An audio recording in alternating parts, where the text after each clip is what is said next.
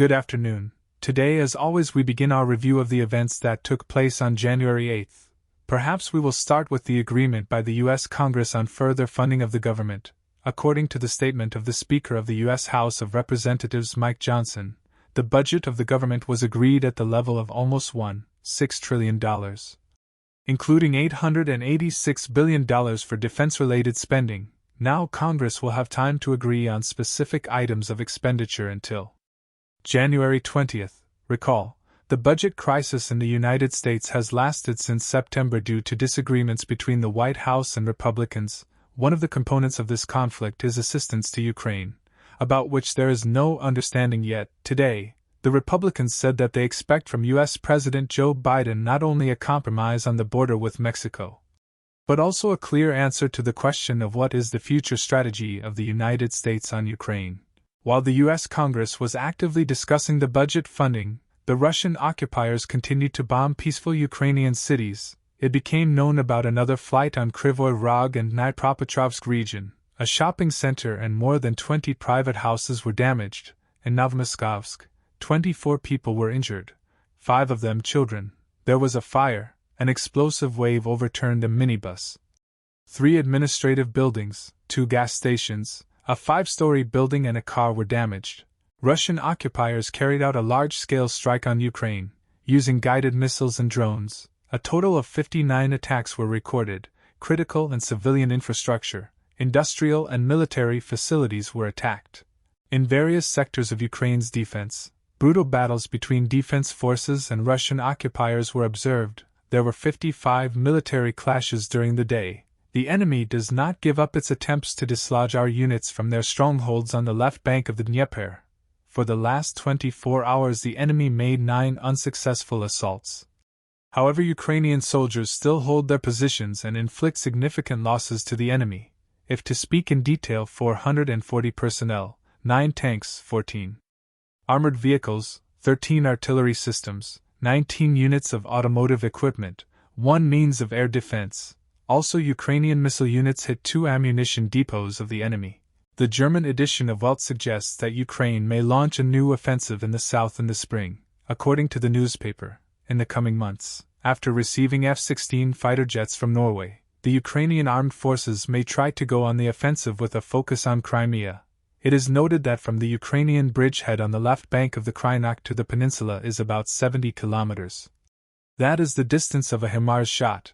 At the same time, Crimea remains one of the most problematic areas controlled by the Russian Federation. Now the Ukrainian army is actively destroying air defense systems and radars there. On the night of January 8th, the Russians twice hit the Nikopol district of Dnipropetrovsk region with artillery. There were overflights in Nikopol and Margansk. 2 5-story buildings, a private house, a farm building and an auto were damaged. People were not injured.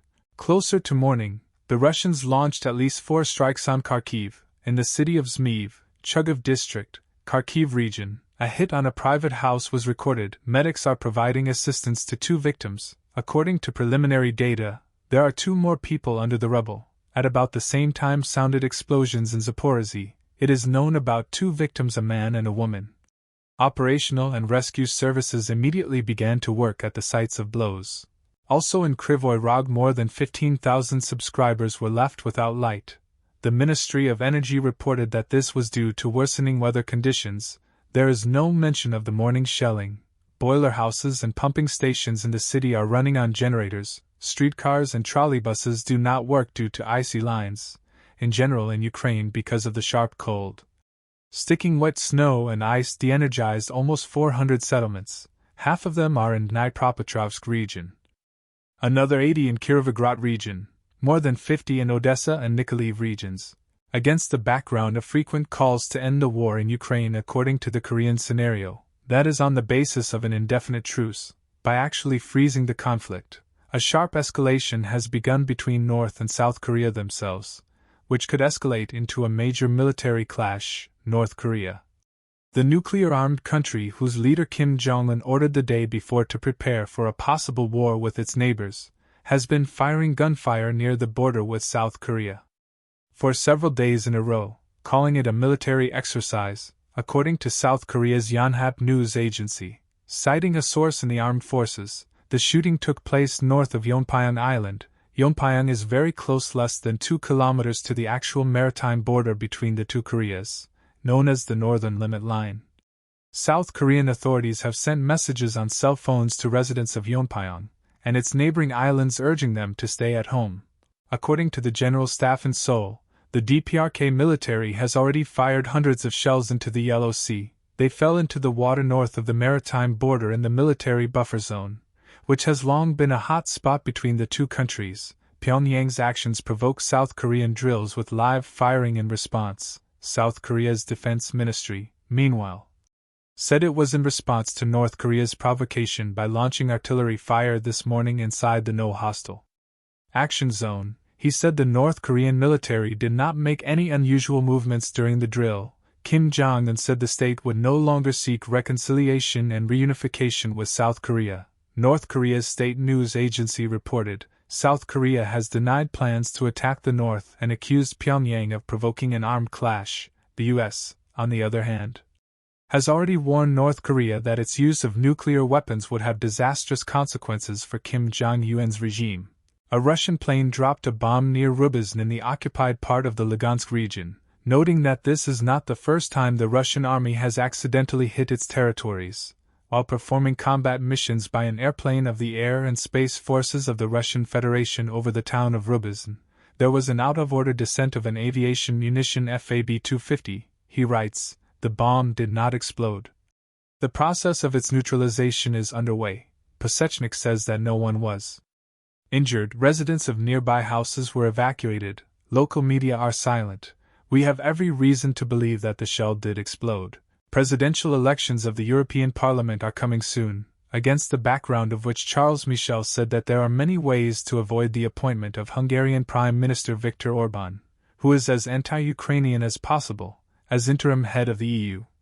European leaders are due to hold discussions on June 17 and June 27 to 28, after the parliamentary elections to be held across the EU on June 6 to 9. As a reminder, if Michel is elected to the European Parliament, EU leaders will need to quickly elect a successor to his post. If they can't agree, the leadership will go to Orbán, as Hungary will hold the presidency of the EU Council from July 2024 through December. Closer to the evening, an interview with a Republican Party negotiator was published, where he said the U.S. could unblock aid to Ukraine as early as this week. This agreement has to work. Everybody is counting on it to actually work, he said. The new agreement is expected to raise standards for asylum applications, give the administration new authority to deport migrants and significant resources to adjudicate and expand border agents. Foreign Minister Dmitry Kuleba said that Putin wants neither a frozen conflict nor peace. He said this in an interview with the Spanish newspaper El País. The minister also believes that Russia will be able to break through the defense of Ukraine on the front if the West does not provide assistance. It should be noted that Kuleba's statement that Putin does not want to freeze the war is in sharp contrast to all previous statements by representatives of the Ukrainian authorities, who claimed that the Kremlin's goal is precisely to freeze the conflict. And now, as we can see, Kuleba says that Putin is not interested in freezing the conflict, but wants to continue fighting. It should be noted that this statement was made against the background of publications in the Western media, not officially confirmed, however, that the positions of those in favor of a truce along the current front line in negotiations with Russia are strengthening in the United States and the EU. However, Ukraine is already actively preparing for this development of events. Airfields for F-16 fighters are in the process of active construction. At the same time, they are being prepared under conditions of constant combat use, and around them the air defense is being strengthened. Deputy Defense Minister Oleksandr Pavlyuk says that work is underway to implement a fast track by the end of 2024, which includes evaluation of airfields and training of pilots and engineers. Thanks to everyone who watched this video. If you want to stay up to date and get the latest news, then subscribe to our channel and click on the bell not to miss new releases.